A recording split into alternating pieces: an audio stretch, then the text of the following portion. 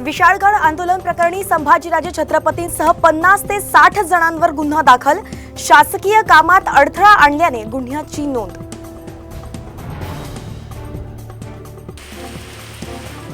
लातूर जिल्ह्यातल्या औसा, रेणापूर, मुरुडगडसह अनेक भागात मुसळधार पाऊस, काही भागात संततधार पाऊस।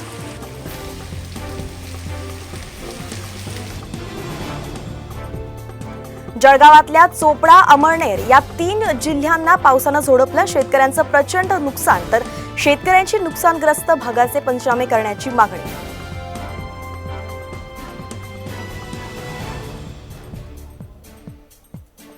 दापोलीजवळ साखरोलीत डोंगर खचल्यानं भीतीचं वातावरण। डोंगर खचतानाचा व्हिडिओ तुफान व्हायरल।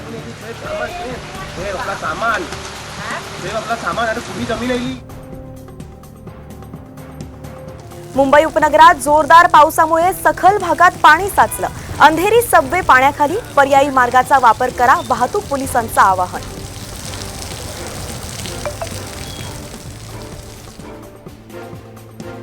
धोकादायक पर्यटन करणाऱ्या 12 जणांवर लोणावळा पोलिसांकडून गुन्हा दाखल।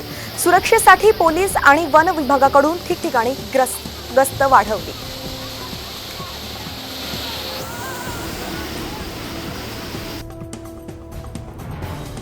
कोकण रेल्वेच्या कणकवली स्थानकातल्या प्रवाशांच्या मदतीसाठी एसटीच्या 17 बस गाड्यांची सोय।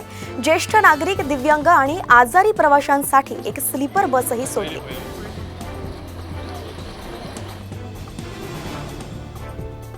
आता देशभरात सोन्याचा एकच भाव राहणार।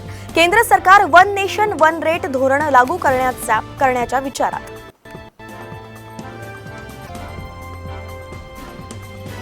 पायी वारी करणाऱ्या वारकऱ्यांना मिळणार पेन्शन।